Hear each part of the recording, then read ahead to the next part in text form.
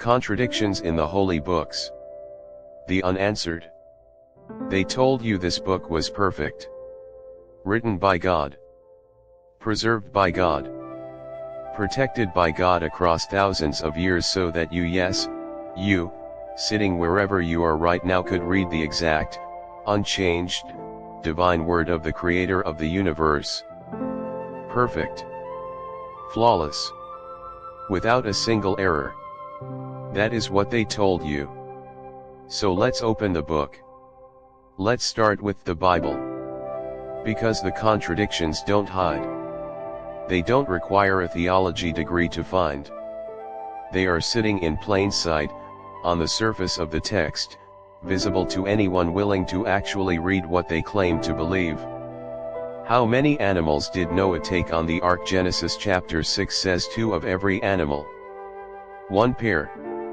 Male and female. Genesis chapter 7 says 7 pairs of every clean animal. And 1 pair of every unclean animal. Same story.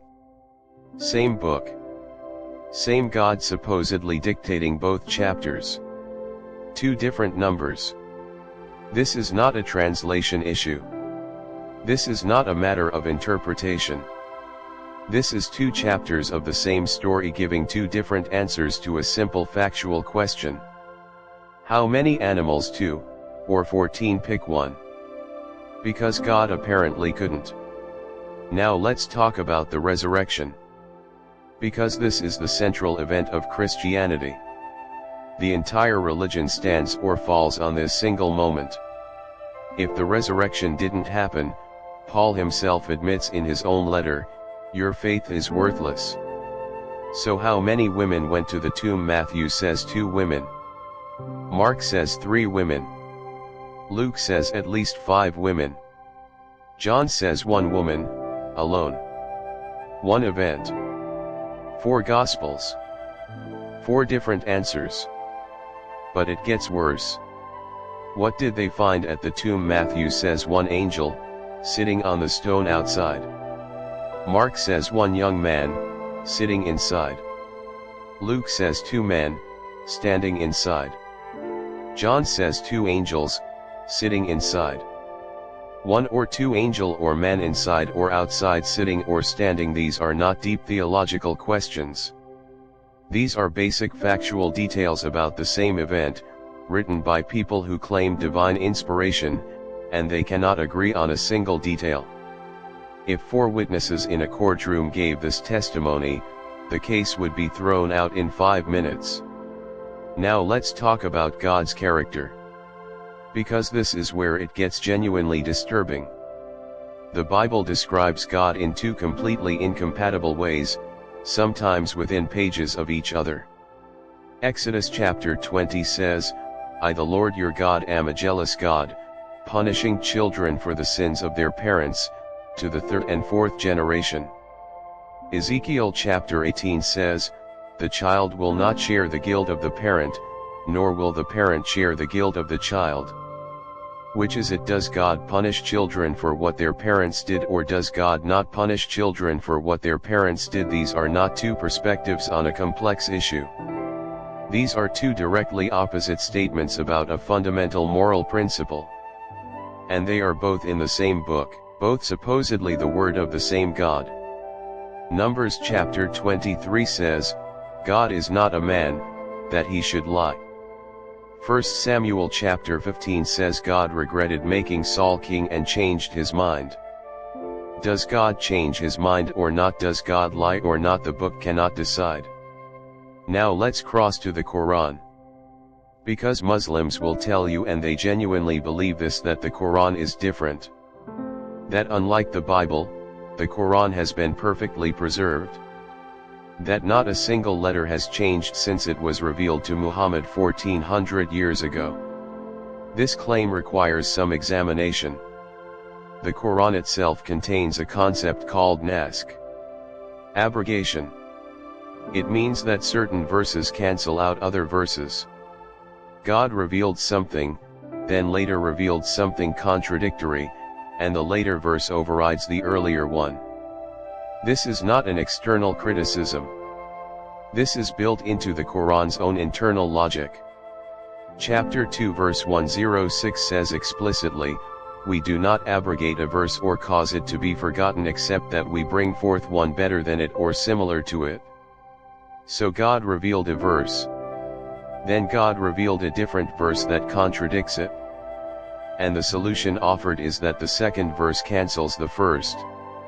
If the book is the perfect, unchanging word of God, why does God need to cancel his own previous statements? Do perfect beings change their minds? Does the creator of the universe get halfway through his revelation and think, actually, I need to revise that? And here is the deeper problem.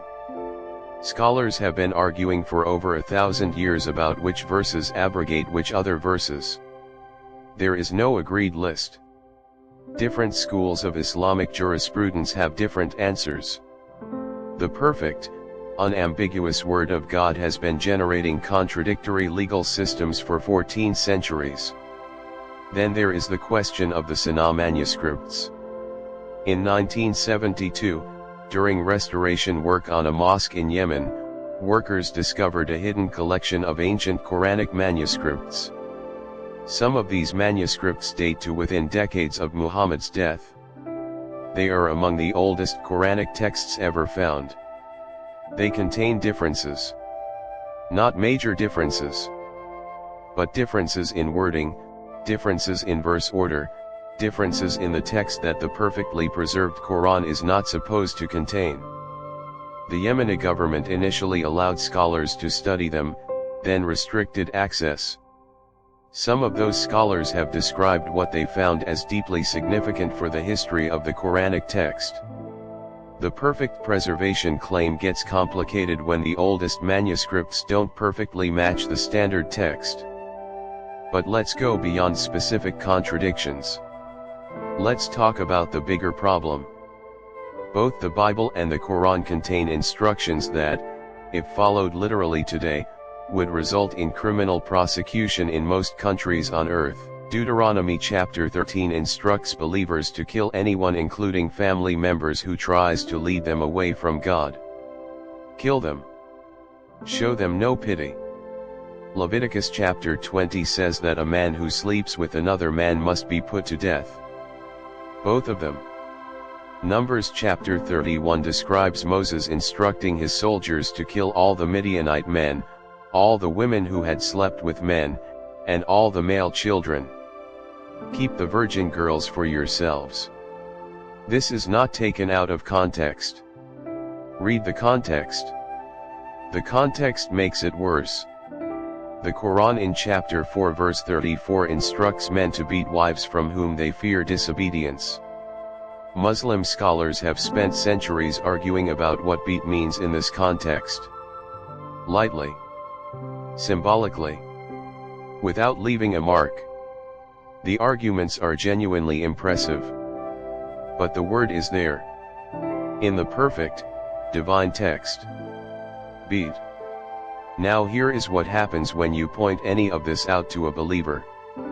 First comes the explanation. The contradictions are not really contradictions. You need to understand the original language, the historical context, the theological framework. When that doesn't work, comes the reframing. These passages mean something different than what they appear to say. They are metaphorical, allegorical, not meant to be taken literally. When that doesn't work, comes the retreat.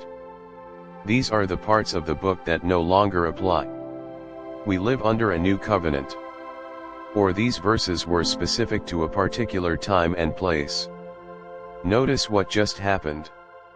You started with a perfect, eternal, divine book. And within 3 steps of basic questioning, you ended up with a text that is partially metaphorical, partially historical, partially superseded, and requires a trained specialist to interpret correctly. At what point does a book stop being the clear, direct word of God and start being a complicated human document that requires centuries of scholarship just to determine what it actually says? Here is the question nobody wants to sit with. If a book genuinely came from an all-knowing, all-powerful being who wanted to communicate clearly with humanity. Why would it need interpretation at all? Why would the most important message ever delivered to the human race be ambiguous enough to generate thousands of competing sects, centuries of violent theological dispute, and an entire academic industry dedicated to figuring out what it actually means? If I want to communicate something clearly to you, I communicate it clearly. I do not write something that will be mistranslated, misinterpreted, and fought over for 2,000 years. Unless clarity was never the point. Unless the ambiguity was useful. Because an ambiguous text can be made to say almost anything. And a text that can be made to say almost anything is an extraordinarily powerful tool in the hands of whoever controls the interpretation. They told you this book was perfect. Ask them to explain chapter 6 and chapter 7 of Genesis. Ask them to reconcile the 4 resurrection accounts. Ask them about Nask. Ask them about the Sinai manuscripts. Watch how quickly perfect becomes complicated. The book is not perfect. The book is human. Brilliant in places, morally troubling in others, historically fascinating throughout, but human. And the moment you see it as human, everything changes. Not because the questions get easier, but because for the first time, you are allowed to ask them. Subscribe. Because the most dangerous thing you can do to a belief system is read its own texts carefully.